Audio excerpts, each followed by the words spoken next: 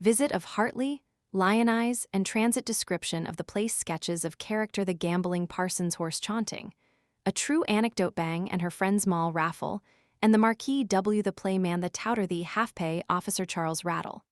Esquire life of a modern Roaby the tailor the subject Jarvey, and Brooks the dissector. Kill him when you want him. Tilde 205 tilde tilde after the opera, Bob Transit proposed an adjournment to the Royal Saloon, in Piccadilly, a place of fashionable resort, said Bob, for shellfish and sharks, Greeks and pigeons, Cyprians and citizens, noble and ignoble in short. A mighty rendezvous, where every variety of character is to be found, from the finished sharper to the finished gentleman. A scene pregnant with subject for the pencil of the humorist, and full of the richest materials for the close observer of men and manners. Hither we retired to make a night of it, or rather to consume the hours between midnight and morning's dawn. The place itself is fitted up in a very novel and attractive style of decoration, admirably calculated for a saloon of pleasure and refreshment, but more resembling a Turkish kiosk than an English tavern.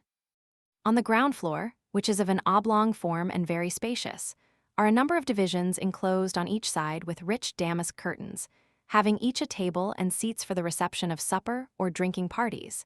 At the extreme end, and tilde 206 tilde tilde on each side, mirrors of unusual large dimensions give an infinity of perspective, which greatly increases the magnificence of the place.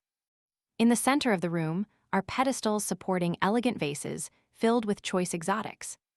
A light and tasteful trellis work surrounds a gallery above, which forms a promenade round the room, the walls being painted to resemble a conservatory, in which the most luxuriant shrubs are seen spreading their delightful foliage over a spacious dome, from the center of which is suspended a magnificent chandelier. Here are placed, at stated distances, rustic tables, for the accommodation of those who choose coffee and tea, and leading from this, on each side, are several little snug private boudoirs for select parties, perfectly secure from the prying eye of vulgar curiosity, and where only the privileged few are ever permitted to enter. It was in this place, surrounded by well-known Greeks, with whom he appeared to be on the most intimate terms, that Transit pointed out to my notice the eccentric vicar of K***, the now invisible author of L**, whose aphorisms and conduct bear not the slightest affinity to each other, nor was he the only clerical present. At the head of a jolly party, at an adjoining table, sat the ruby-faced Parson John A.E., late proprietor of the notorious Gothic Hall, in Pall Mall, a man of first-rate wit and talent, but of the lowest and most depraved habits. The divine is a character, said Bob, who, according to the phraseology of the ring, is good at everything. As he came into the world without being duly licensed, so he thinks himself privileged to pursue the most unlicensed conduct in his passage through it. As a specimen of his ingenuity in horse-dealing, I'll give you an anecdote. It is not long since that the parson invited a party of bucks to dinner at his snug little villa on the banks of the Thames, near Richmond, in Surrey. Previous to the repast, the Reverend tilde 207 tilde tilde led his visitors forth to admire the gardens and surrounding scenery, when just at the moment they had reached the outer gate, a fine noble-looking horse was driven past in a tilbury by a servant in a smart livery. What a magnificent animal, said the parson. The finest action I ever beheld in my life. There's a horse to make a man's fortune in the park, and excite the envy and notice of all the town. Who does he belong to? Said a young baronet of the party, who had just come out. I'll inquire, said the parson. The very thing for you, Sir John. Away posts the reverend, bawling after the servant, will your master sell that horse, my man? I can't say, sir, said the fellow, but can inquire and let you know. Do, my lad, and tell him a gentleman here will give a handsome price for him. Away trots the servant, and the party proceed to dinner. As soon as the dessert is brought in, and the third glass circulated, the conversation is renewed relative to the horse. The whole party agree in extolling his qualities. When, just in the nick of time, the servant arrives to say his master being aged and infirm, the animal is somewhat too spirited for him, and if the gentleman likes, he may have him for 100 guineas. A mere trifle, vociferates the company. Cheap as Rivington's second-hand sermons, said the parson. The baronet writes a check for the money, and generously gives the groom a guinea for his trouble drives home, in high glee and sends his servant down next morning to the parson's for his new purchase orders, the horse, to be put into his splendid new tilbury. Built under the direction of Sir John Lade just reaches Grosvenor Gate from Hamilton Place in safety, when the horse shows symptoms of being a miller. Baronet, nothing daunted, touches him smartly under the flank. When up he goes on his four quarters, smashes the tilbury into 10,000 pieces, bolts away with the traces and shafts, and leaves the baronet with a broken head, 208 on one side of the road, and his servant with a broken arm on the other. "Where the devil did you get that quiet one from, Sir John?" said the Honourable Fitzroy St. T., whom the accident had brought to the spot. "The parson bought him of an old gentleman at Richmond yesterday for me." "Done, brown as a berry," said Fitzroy. "I sold him only on Saturday last to the Reverend myself for £20 as an incurable miller." Why the old clericals turned coper one, a new way of raising the wind letting his friends down easy gave you a good dinner, I suppose, Sir John, and took this method of drawing the bustle too for it, an old trick of the Reverend's. After this, it is hardly necessary to say, the servant was a confederate, and the whole affair nothing more or less than a true orthodox farce of horse chaunting. 3. Got up for the express purpose of raising a temporary supply. 4. 1. A horse dealer. 2. Money. 3. Tricking persons into the purchase of unsound or vicious horses.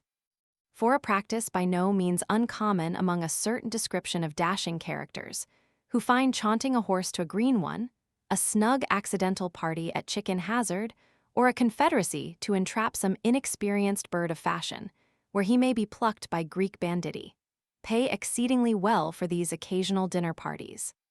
At this moment, our attention was engaged by the entrance of a party of exquisites and elegants, dressed in the very extreme of opera costume, who directed their steps to the regions above us. "I'll bet 100, said the Honourable.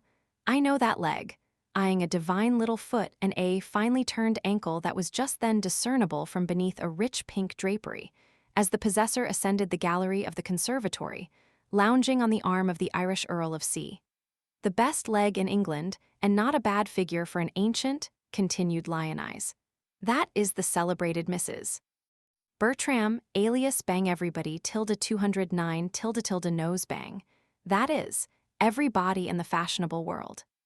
She must have been a most delightful creature when she first came out, and has continued longer in bloom than any of the present houris of the West. But I forgot you were fresh, and only in training. Heartily I must introduce you to Bang.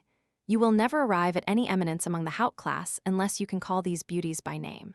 "And who the deuce is Bang?" said I. "Not that elegantly dressed female whom I see tripping up the gallery stairs yonder, preceded by several other delightful faces." "The same, my dear fellow. A fallen star, to be sure, but yet a planet round whose orbit moves certain other little twinkling luminaries, whose attractive glimmerings are very likely to enlighten your obscure sentimentality." Bang was the daughter of a bathing woman at Brighton, from whence she eloped early in life with a Navy lieutenant, has since been well known as a dasher of the first water upon the pave, regularly sports her carriage in the drive end, has numbered among her protectors, at various times, the Marquis W., Lord A., Colonel C., and lastly, a descendant of the mighty Wallace, who, in an autobiographical sketch, boasts of his intimacy with this fascinating Cyprian. She has, however, one qualification, which is not usually found among those of her class. She has had the prudence to preserve a great portion of her liberal allowances, and is now perfectly independent of the world. We must visit one of her evening parties in the neighborhood of Euston Square, when she invites a select circle of her professional sisters to a ball and supper, to which entertainment her male visitors are expected to contribute liberally. She has fixed upon the Earl, I should think, more for the honor of the title than with any pecuniary hopes, his dissipation having left him scarce enough to keep up appearances. "The amiable who precedes her," said I, "is of the same class, I 210 presume precisely, and equally notorious. That is the celebrated Mrs. L., better known as Moll Raffle, from the circumstance of her being actually raffled for, some years since, by the officers of the 7th Dragoons when they were quartered at Rochester. Like her female friend, she is a woman of fortune, said to be worth 1,800 per annum, with which she has recently purchased herself a Spanish cavalier for a husband. A curious anecdote is related of Moll and her once kind friend, the Marquis of W., who is said to have given her a bond for £7,000 on a certain great house, not a mile from Hyde Park Corner, which he has since assigned to a fortunate general, the present possessor, who, thinking his title complete, proceeded to take possession, but found his entry disputed by the lady, to whom he was eventually compelled to pay the forfeiture of the bond. "Come along, my boy," said Lion Eyes. "I'll introduce you at once to the whole party, and then you can make your own selection." "Not at present. I came here for general observation, not private intrigue, and must confess I have seldom found a more diversified scene." "I beg pardon, gentlemen," said an easy, good-looking fellow, with something rather imposing in his manner. "Shall I intrude here? Will you permit me to take a seat in your box?" "By all means," replied I, Bob at the same moment pressing his elbow into my side, and the exquisite raising his glass very significantly to his eye. The stranger continued, "A very charming saloon this, gentlemen, and the company very superior to the general assemblage at such places. My friend the Earl of C, yonder, I perceive, amorously engaged. Lord P2 graces the upper regions with the delightful Josephine. Really this is quite the Café Royal of London.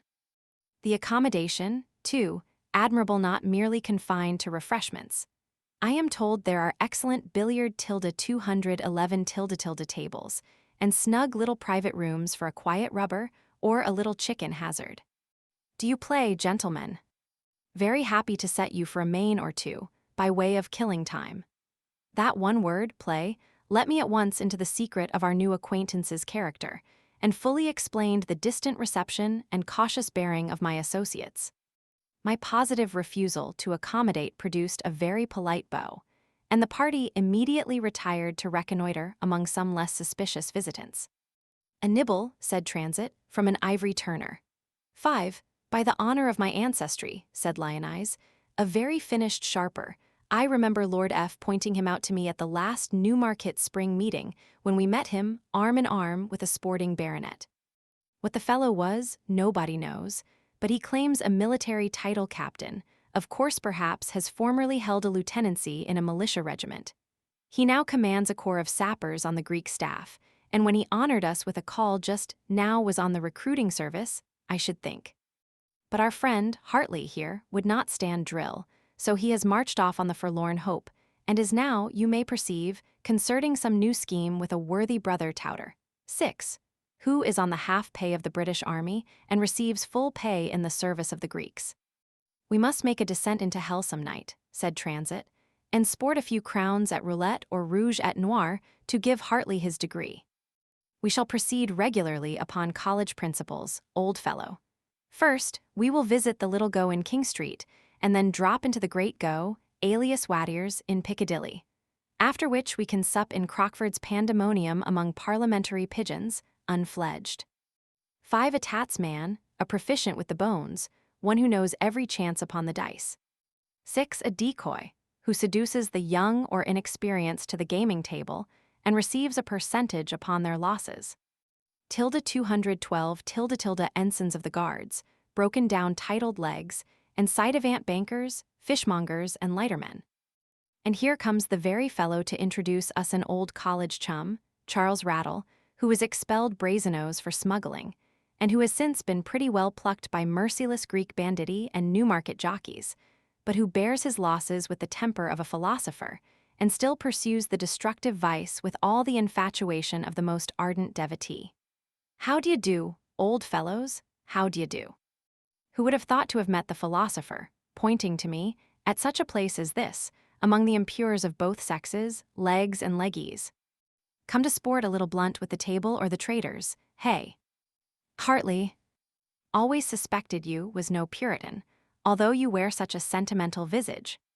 Well, old fellows, I am glad to see you, however come, a bottle of champagne, for I have just cast off all my real troubles, had a fine run of luck tonight, broke the bank, and bolted with all the cash. Just in the nick of time off for Epsom tomorrow, double my bets upon the Derby, and if the thing comes off right, I'll give somebody 1,000 or 2 to tie me up from playing again above £5 stakes as long as I live. The best thing you ever heard in your life, a double to do. Ned CD, having heard, had just received a few thousands by the sale of the Yorkshire acres, planned it with Colonel T to introduce me to the new club, where a regular plant was to be made by some of his myrmidons to clear me out. By first letting me win a few thousands, when they were to pounce upon me, double the stakes, and finish me off in prime style, fleecing me out of every guinea. Very good trick and tie, is fair play, and for this very honest service, my friend the Colonel was to receive a commission, or percentage, in proportion to my losses. The very last man in the world that the old pike could 213 have baited for in that way. The Colonel's down a little, to be sure, but not so low as to turn confederate to a leg. So suppressed his indignation at the proposition, and lent himself to the scheme, informing me of the whole circumstance as well. All right, we determined to give the old one a benefit. Dined with him today, a very snug party, devilish good dinner, superb wines drank, freely punished his claritant, having knocked about St. Hugh's bones 7, until I was 5,000 in pocket, politely took my leave, without giving the parties their revenge. Never saw a finer scene in the course of my life. Such queer looks, and long faces, and smothered wailings when they found themselves done by a brace of gudgeons, whom they had calculated upon picking to the very bones. Come, old fellows, a toast. Here's fishmonger's haul, and may every suspected gudgeon prove a shark. The bottle now circulated freely, and the open-hearted rattle delighted us with the relation of some college anecdotes, which I shall reserve for a hearty laugh when we meet. The company continued to increase with the appearance of morning, and here might be seen the abandoned profligate, with his licentious female companion, completing the night's debauch by the free use of intoxicating liquors. The ruined spendthrift, fresh from the gaming table, loudly calling for wine, to drown the remembrance of his folly, and abusing the drowsy waiter only to give utterance to his irritated feelings. In a snug corner might be seen a party of sober, quiet-looking gentlemen, taking their lobster and bucellas, whose first appearance would impress you with the belief of their respectability, but whom, upon inquiry, you would discover to be Greek banditti, retired hither to divide their ill-gotten spoils. It was among a party of this description that Rattle pointed out a celebrated writer, whose lively style and accurate description of 7 St. Hugh's bones, a cant phrase for dice, 214 men and manners, display no common mind. Yet here he was seen associated with the most depraved of the human species, the gambler by profession, the common cheat. What wonder that such connections should have compelled him for a time to become an exile to his country, and on his return involved him in a transaction that has ended in irretrievable ruin and disgrace. By the honor of my ancestry, said Lionize, yonder is that delectable creature, old crony, the dinner many that is the most surprising animal we have yet found among the modern discoveries. Polite too, and point always well dressed, keeps the best society, or, I should say, the best society keeps him. To an amazing fund of the newest on dits and anecdotes of ton, always ready cut and dried, he joins a smattering of the classics, and chops logic with the learned that he may carve their more substantial fare gratis, has a memory tenacious as a chief judge on matter of invitation, and a stomach capacious as a city alderman in doing honor to the feast, pretends to be a connoisseur in wines, although he never possessed above 1 bottle at a time in his cellaret, I should think, in the whole course of his life. Talks about works of art and virtue, as if Sir Joshua Reynolds had been his nurse Claude, his intimate acquaintance, or Praxiteles, his great-great-grandfather. The fellow affects a most dignified contempt for the canaille, because, in truth, they never invite him to dinner is on the free list of all the theatres, from having formerly been freely hissed upon their boards. A retired tragedy king on a small pension, with a republican stomach, who still enacts the starved apothecary at home from penury, and liberally crams his voracious paunch, stuffing like Father Paul when at the table of others. With these habits, he has just managed to scrape together some £60 per annum, upon which, by good management, he contrives to live like an emperor. For instance, he keeps a regular book of 215 invitations, numbers his friends according to the days of the year, and divides and subdivides them in accordance with their habits and pursuits, so that an unexpected invitation requires a reference to his journal. If you invite him for Saturday next, he will turn to his tablets, apologize for a previous engagement, run his eye eagerly down the column for an occasional absentee, and then invite himself for some day in the ensuing week, to which your politeness cannot fail to accede. You will meet him in London, Brighton, Bath, Cheltenham, and Margate during the fashionable periods, at all of which places he has his stated number of dinner friends, where his presence is as regularly looked for as the appearance of the swallow. Among the play men he is useful as a looker-on, to make one at the table when they are thin of customers, or to drink a young one into a proper state for plucking. In other society he coins compliments for the fair lady of the mansion, extols his host's taste and good fellowship at table, tells a smutty story to amuse the bon vivants in their cups, or recites a nursery rhyme to send the children quietly to bed. And in this manner, Crony manages to come in for a good dinner every day of his life. Call on him for a song, and he'll give you what he calls a free translation of a Latin ode by old Walter de Maps, Archdeacon of Oxford in the 11th century, a true gourmand's prayer. One mihi est propositum in taberna moan. I'll try and hum you Crony's English version of the cantilena. I'll in a tavern end my days, midst boon companions merry, place at my lips a lusty flask replete with sparkling sherry, that angels, hovering round, may cry, when I lie dead as doornail, rise, genial deacon, rise and drink of the well of life eternal. Tilde 216 tilde tilde. Various implements belong to every occupation. Give me an haunch of venison and a fig for inspiration. Verses and odes without good cheer, I never could indite 'em. Sure he who meager, days devised is dd ad infinitum. Mysteries and prophetic truths, I never could unfold 'em without a flagon of good wine and a slice of cold ham. But when I've drained my liquor out, and eat what's in the dish up, though I am but an archdeacon, I can preach like an archbishop. A good orthodox ode, said Transit, and admirably suited to the performer, who, after all, it must be allowed, is a very entertaining fellow and well worthy of his dinner, from the additional amusement he affords.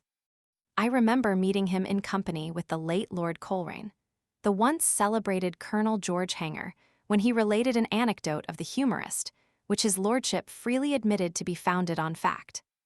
As I have never seen it in print, or heard it related by anyone since, you shall have it instanter.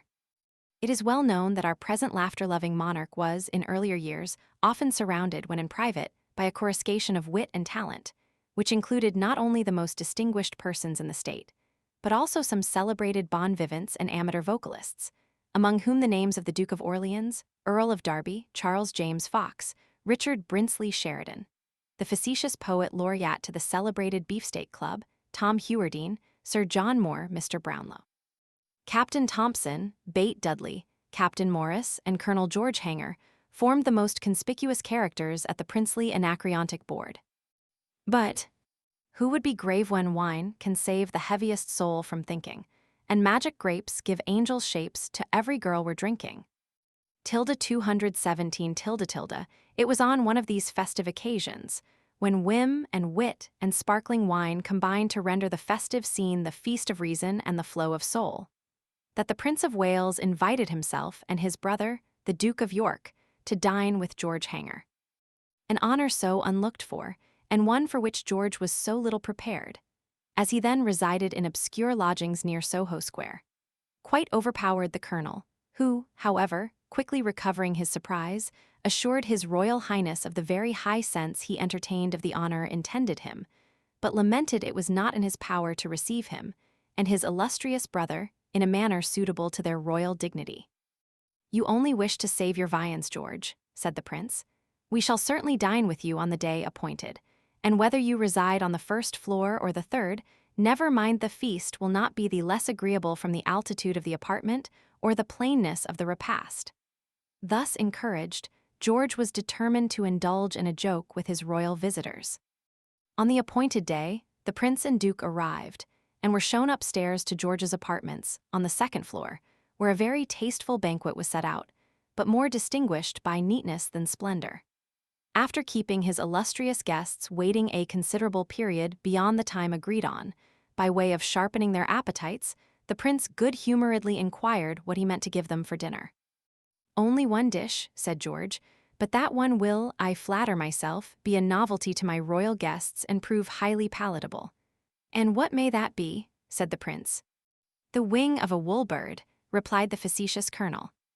It was in vain the prince and duke conjectured what this strange title could import, when George appeared before them with a tremendous, large red baking dish, 218 smoking hot, in which was supported a fine, well-browned shoulder of mutton, dropping its rich gravy over some crisp potatoes.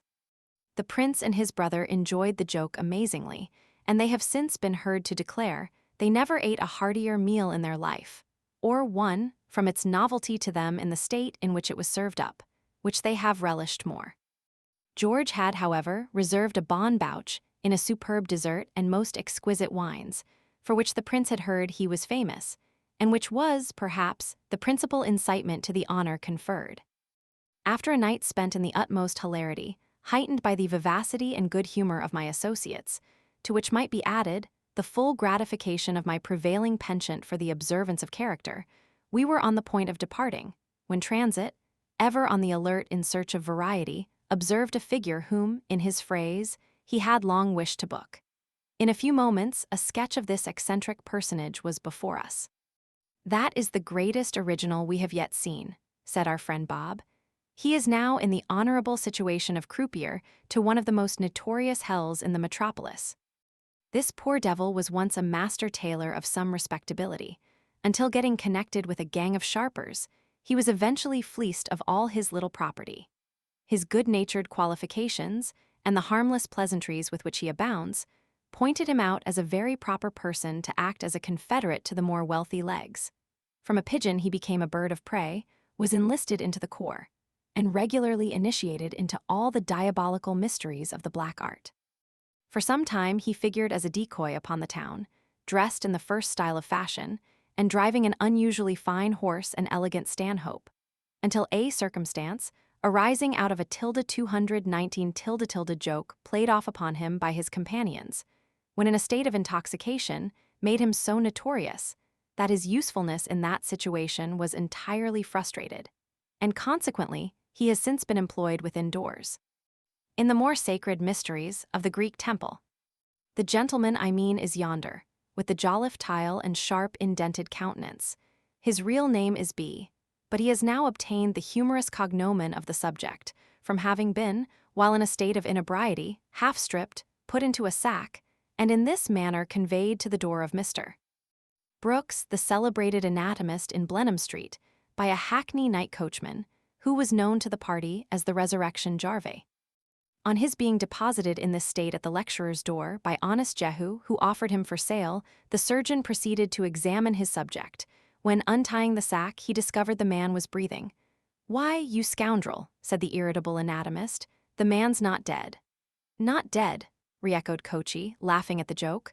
"Why, then, kill him when you want him." The consequence of this frolic had, however, nearly proved more serious than the projectors anticipated.